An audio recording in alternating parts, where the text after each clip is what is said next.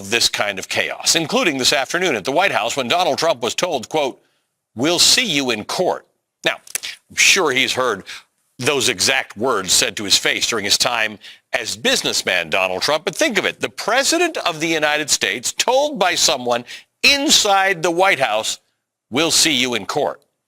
The person who told him that was Maine's Democratic governor, this woman, Janet Mills, who said those words directly to him today. "We'll see you in court." Now, in his first month of his second term in office, Donald Trump has signed 73 executive orders, including an executive order banning transgender athletes from participating in girls and women's sports. This afternoon, in the state dining room in the White House, Donald Trump discussed that very executive order with a group of Republican and Democratic governors until he paused to call out Governor Mills. Is Maine here, the governor of Maine? I'm here. Are you not going to comply with it? I'm complying with state and federal law. Well, we are the federal law. Well, you better do it. You better do it because you're not going to get any federal funding at all if you don't. And by the way, your population, even though it's somewhat liberal, although I did very well there, your population doesn't want men playing in women's sports. So you better comply because otherwise you're not getting any federal funding. See you in court. Every state, good, I'll see you in court. I look forward to that. That should be a real easy one. And enjoy your life after governor because I don't think you'll be in elected politics. Wow. Emboldened by kowtowed Republicans in Congress and a very friendly conservative Supreme Court majority, Donald Trump is shameless in his threats to withhold funding from other elected officials. And while Donald Trump's executive orders have faced lawsuits, Donald Trump is as brazen as ever in his attempts to ignore the rule of law. In an article titled Trump's First Month, a relentless effort to remake the presidency, the Washington Post reports, quote, "Trump's first month is striking, not just because of the president's actions, but also because a significant number of Americans and members of Congress are applauding his aggressive approach to the job. The country appears to be in a dark mood, with some voters' hunger for disruption outweighing their impulse to follow American traditions.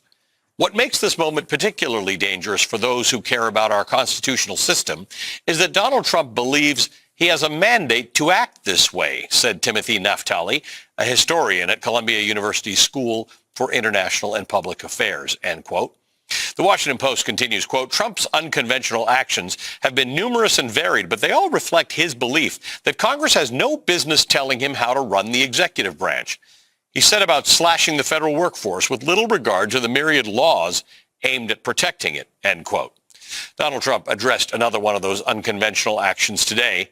As first reported at this hour last night, Donald Trump is considering placing the United States Postal Service, a 250-year-old independent agency, under the control of the Commerce Department. This morning, the White House denied that report. And then this happened.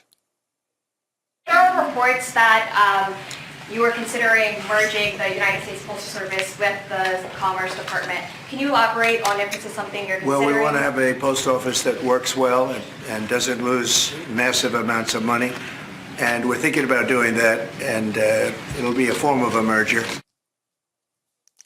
Now, his critics warn that this could be the first step toward privatizing the Postal Service, something Trump has talked a lot about before. And Trump has repeatedly attacked voting by mail, which raises a lot of other questions. Robert Dallek, an American historian who specializes in U.S. presidents, told the Washington Post that Trump's self-centered qualities are not what make him different from his predecessors. That is a characteristic common to presidential aspirants. Where Trump differs, he said, is in his determination to bend the government to that view of himself. Everyone who runs for president has impulses to be the central figure in the country, the central political figure, and a star. So they have to be driven by a kind of egotism, it seems to me, Dallek said.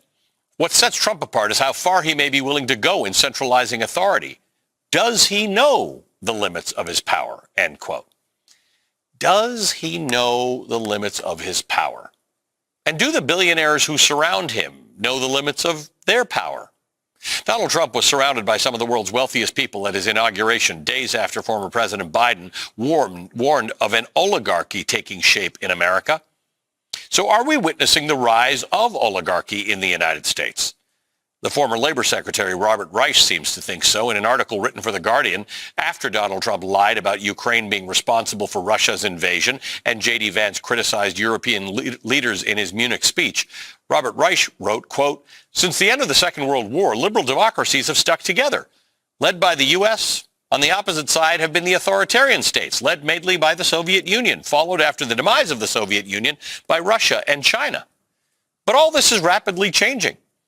Russia and China have morphed into oligarchies run by small groups of extraordinarily wealthy people. The U.S. has been moving from a democracy to an oligarchy as well, and is doing so at lightning speed under Donald Trump and Elon Musk.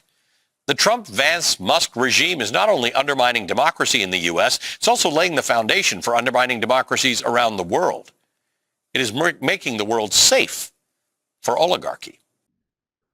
Plain oligarchy in all its terms and whatever that is happening in the U.S.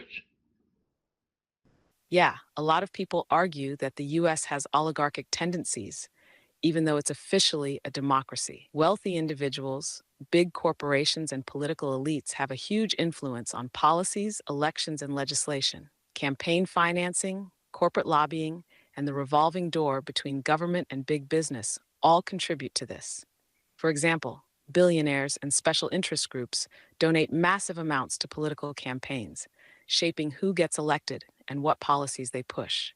Major industries, like tech, healthcare, and defense, spend billions lobbying Congress to secure favorable laws and regulations. Meanwhile, many former politicians move into high-paying corporate jobs, reinforcing the power cycle. Some scholars call this a plutocratic oligarchy, meaning the rich have outsized power. Others argue that while money matters, public opinion and elections still play a role in balancing things out. What's your take on it? Oligarchy is a form of government in which power is held by a small group of people. These individuals may be distinguished by wealth, family ties, corporate influence, military control, or political connections.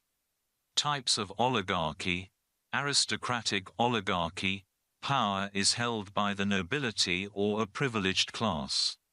Plutocracy, rule by the wealthy elite. Corporate oligarchy, large corporations or business leaders control government policies. Military oligarchy, junta, a small group of military leaders hold power. Theocratic oligarchy, religious leaders or institutions govern the state. Examples in history and modern times: ancient Sparta was an aristocratic oligarchy where a small group of elite warriors ruled. The Soviet Union under its Politburo functioned as an oligarchy. Some argue that modern political systems, like Russia or even elements of the US, display oligarchic tendencies due to corporate and elite influence over government. Trump and Musk has clearly demonstrated and shown where it accumulates. America, like most of the world, does not understand this too well.